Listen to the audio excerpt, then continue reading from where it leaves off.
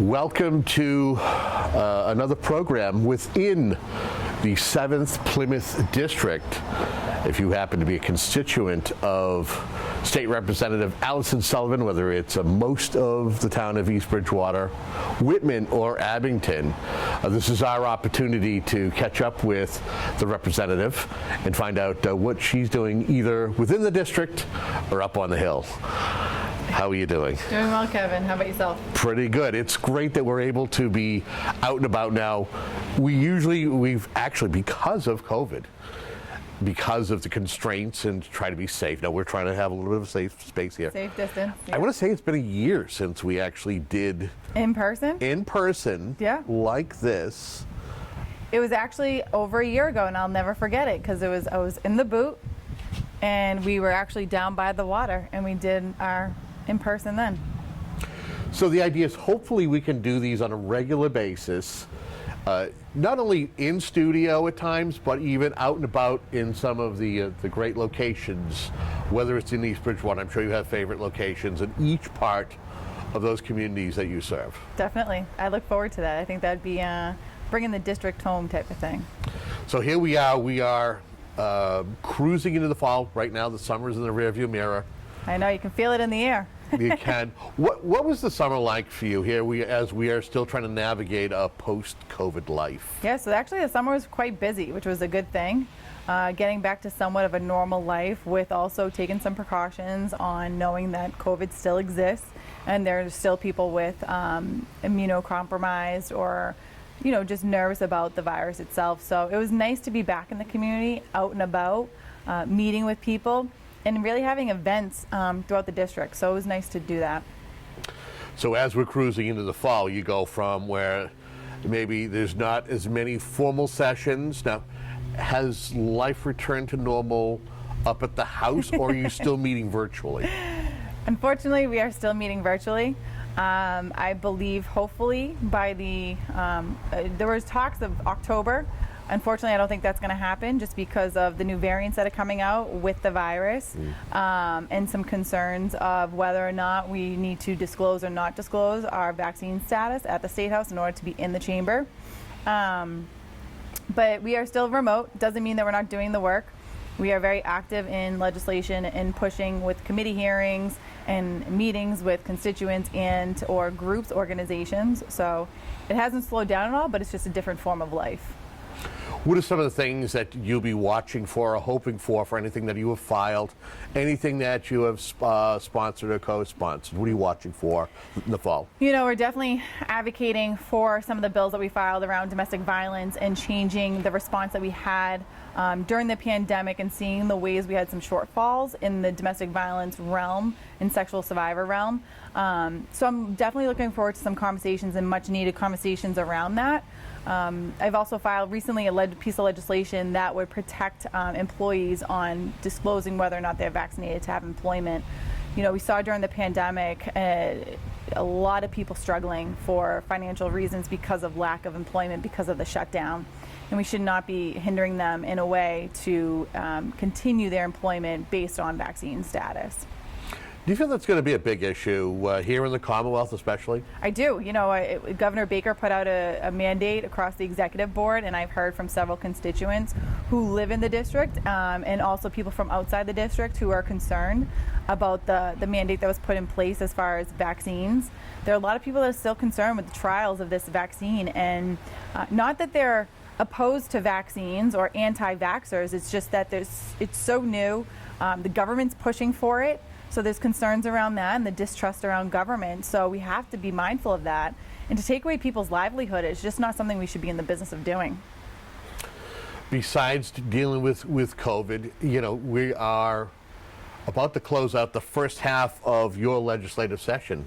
Anybody who is in the House or the Senate, what are some of the other things that you're going to be watching for? And for folks who don't know, who haven't followed, their state government, what happens as you're coming to the end of the first half of your legislative term? As folks know, it's a 2-year term. Mm-hmm.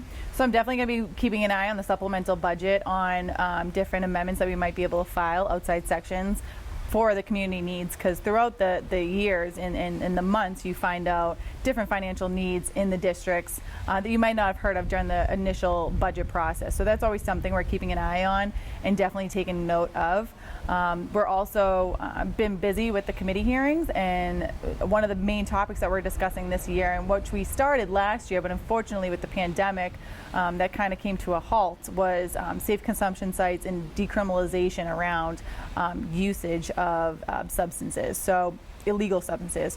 So that's definitely something that we're going to have long talks on. I know we have a mental health substance abuse committee, awareness committee hearing coming up, and it's going to be full of just the decriminalization and the safe consumption sites. So that's a big talking point, I think, this year in this legislative session. As far as folks who are dealing with addiction, where do things stand in your district in that area? You know, we're always concerned, you know, especially during the isolation of 2020, we saw a rise in either a rise in deaths or attempts, or in the sense of overdoses, whether they died or were able to be revived. We did see a rise in that, but we also have seen a rise now in the people that are actually looking for help, which is a good thing because that means more people are using the resources that are out there. So with the isolation of 2020, I think it affected a lot of people that were in long-term sobriety. And to see the effects of isolation, whether it be from family, friends, school, work, or whatever it may be, it took a big hit with mental health and substance abuse. So we're just really trying to figure out ways that we can prevent this from ever happening in the future, in case there was ever another pandemic where we need to have shutdowns, to make sure we weren't isolating those people, especially those people in need. During the pandemic, we've seen two types of federal assistance. We saw the CARES Act under the Trump administration, and now the American Rescue Plan Act, or ARPA, under the Biden administration. How well is your district faring to be able to get those resources and put them towards addiction or anything else that is a need for the constituents in your district? So I've had conversations with Congressman Lynch and his office around this, in hopes that he, doesn't forget the small towns of Abington, Whitman, and East Bridgewater when dealing with those funds. I also have spoken very fluently with the police chiefs, fire chiefs, and different organizations and the town administrators in the 3 towns. So I know that no matter what, we definitely have a great group of local administrators, and knowing that they're going to fight as hard as they can to get funds here in the district. Something I have to ask you, and that is you talked about fire chiefs, and you look at the different communities that you serve, and each one of them have seen changes, whether it's town administrator, yep, whether it's a fire chief or a police chief.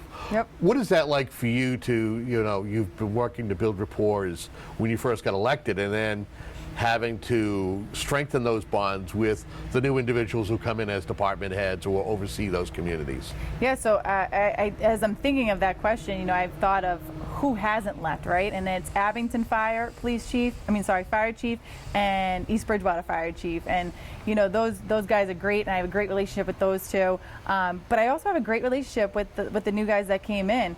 And it never was ever a abrupt change. It was a very smooth transition from one chief to the next. And I applaud my local fire chiefs and police chiefs on having that ability to have those conversations with me on the needs of what they see day to day.